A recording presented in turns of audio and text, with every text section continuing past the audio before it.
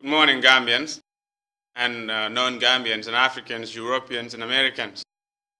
Welcome back to my videos, my Facebook blogging, okay?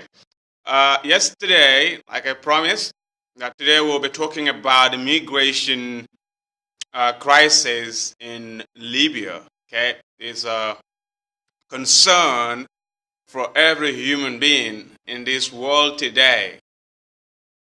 What is happening in Libya today is totally unacceptable in our human race. It is barbaric, and nobody would like something like that to happen to even animals, talk less of human beings. We are not willing to accept this in any form, and we will not accept it never in our lives. We'll have to stand together, stick together, and stop such barbarism from happening. These are things that have been happening to the black people due to the black people's own attitudes and behaviors. Because we are the ones that are accepting these things to happen to us. But why and how? Why these things are happening to us? How did they come about? That is what I want to talk to us about. When things come to me, when I see situations, when people are talking about situations, I try to think about why, what has transpired to it, and I analyze and give you my analysis. That is why I am here today.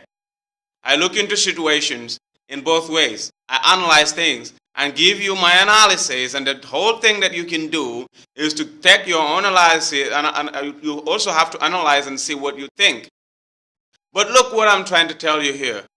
What has transpired to this is that our own attitudes towards ourselves, or amongst ourselves and towards other people, towards animals, we the human beings, we the black people, must be from Africa. Let's take it this way. Don't you think that the Arabs are doing this because they have grievances towards the West and towards Africa? What are these grievances? Why is it that the Arabs are not targeting Africa to bomb us or to commit suicide in Africa? Why? And why are the Arabs doing these things in the West? The answers are so simple and straightforward. Because the West are the people that goes to their countries and bomb them in the name of peace and in the name of trying to dominate dictatorship. Dictatorship that is formed by us, that is created by us. And I'm going to talk about that here. They go back to the West and bomb them because they are retaliating for what the West has bombed them in their countries. And why are they killing Africans, not the West, in their country? And they have Westerns in their country. Why aren't they catching them and killing them? Why aren't they searching for them and killing them? And why is it that they cannot even catch them? Why they cannot even hold them? Why are they able to capture Africans? The answers are very simple. When Colonel Muammar Gaddafi was the president of Libya specifically, he was not using the Libyans as his enablers. He was using Africans mostly from Chad, from Niger, from Gambia, from Senegal, and from Cameroon. These are the people, these are the people that are given to, that goes to Gaddafi and work for him as his enablers, and they will be killing for him. They're the people that are helping Gaddafi to shut the mouth of his people during his time. And the Libyans knew about this during Gaddafi's time, but they could not do anything because Gaddafi was having all the power to sideline anyone that wants to stand before him. Gaddafi wiped his people using Africans, and the Libyans knew about this, whether you want to accept it or not. And now they are doing payback. It's payback time. And how are they able to capture Africans? By the help of Africans only. The Libyans are not mad to capture an African just like that. They have African enablers amongst them. They have Gambians today that sells the integrity of other Gambians, that sells them to them. It's the Gambians that will capture, that will just tell some Gambians that, you know what, going to cross to Europe is $500. I will make it $300 for you. And somebody that wants to travel, that wants to cross the river and is having $300, that person will follow you, obviously. And when they follow them, they will take them into a room, lock them in there, and then go and sell them to the Arabs. And you will never see them. They will disappear. These are the Gambians that are doing those things to the Gambians. And those are the Senegalese that are doing those to the Senegalese. And those are the Nigerians that are doing those to the Nigerians. And the end product is the Libyans will maltreat them and hit them badly, and then they will video it and put it on the world website so that people can see it, so that people will be angry, and then we go and retaliate on their government because they are having grievances against their government, and then they are doing this to provoke the peace and tranquility between their government and other countries. I want us to think about this. They are trying to breach the peace. Okay? The Libyans are not doing this without any purpose. They have a reason for doing it.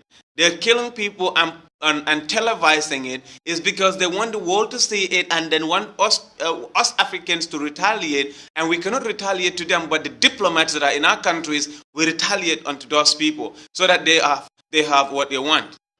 Because they cannot retaliate to their government, they don't have the power, but they would use us. And then we kill their diplomats for them. We beat their diplomats for them. By killing our people, by doing bad things to our people for us to feel it. They want us to feel what they were feeling during Gaddafi's time. Now, how do we stop this from happening? Africans should change their attitudes towards each other. We sell each other to the West. We sell each other to the Arabs. We Africans don't think about things. We don't just want to accept things. We don't want to accept poverty. We don't want to develop. We don't want to do anything. For as long as you have your individual interest, you don't care if other people are living good or not.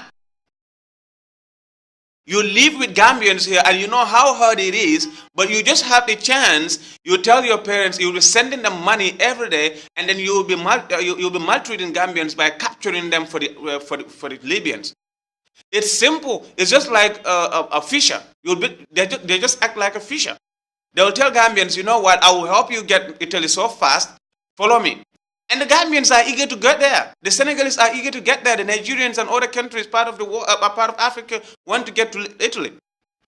So how do they get them? Is by telling them, giving them a simple offer, and they will fall into it, and they will pack these Gambians, the Senegalese, and the other African natives in one building, lock them in. A Gambian or an African will do this, and then go and sell this key. They will go and sell this key to the Libyans, cheap money. And then he will send that money to his people in the Gambia. Or he will do something, tell them, their people, that if you don't pay this amount of money to somebody in the Gambia, we are going to kill your son or your brother or your family member. And you will have to pay that so that they can release this guy. Who is doing this? We the Africans are making it happen. Because we don't care. Look, we have to start caring. Africa, we have to start caring. We have to start thinking. The Libyans are not mad because we enabled them. We allowed them to do this. How do we stop this? Is defending our integrity. Let's say, hey, this cannot happen. I would rather go zero losses, or I would rather go zero safers, but my fellow Gambian will not be hurt in my presence. Talk less of hooking them up. This is what we do. This is what we Africans do. How did the Europeans come to Africa and start capturing us as slaves? How did they enslave us? Is because the black people from Africa that were helping them. Kunta Kinte was captured by blacks, by Africans that were paid. Because of the money, they don't care about their color, they don't care about their brothers, and they will go and capture their brothers, hit them bad, and sell them. to the West. And the West will go, because if you sell somebody as a slave, that person's rights are gone. The owner now is the owner. It's just like you are an animal. Whatever they want to do with you, they do it with you. We the Africans, we make our presidents dictators. They are never born dictators because we allow them to be dictators. We give them that. Because you will see when a president will choose somebody from a family, and then he will get that person, dismiss this person, and then at the end of the day, you will never see that person. This person will disappear, and he will take the same a brother from the same family and give that position to that brother, and that brother will accept it, and he will do exactly what the president says, and then later people get scared, and the president becomes a dictator. We create things, we create bad things, and we don't know how to handle them. How do we handle them? We have to stick together, love each other, stand for each other. And together, we Africans can make it. When we don't do that, we're nothing. The world will be playing with us. The West will be playing with us. The Arabs, everybody. Even the animals will play with us if we cannot change our attitudes. We will have to change our attitudes. God bless you. God bless the Gambia. God bless Africa. وما جالك على الله إن جالك على الله يسيرا. الحمد لله.